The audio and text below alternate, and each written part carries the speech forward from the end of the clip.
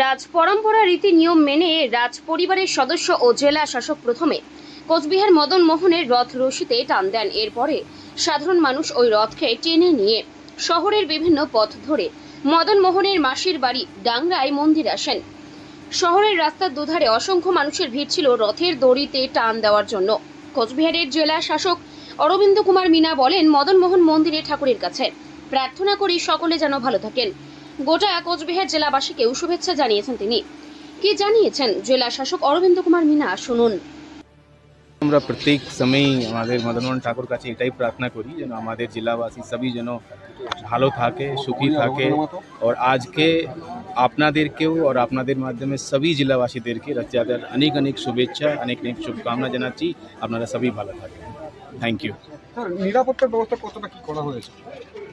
আপনারা হয়তো দেখেছেন অলরেডি, আমাদের সাথে আমাদের পুরো টিম আছে, পুরো নিরাপত্তা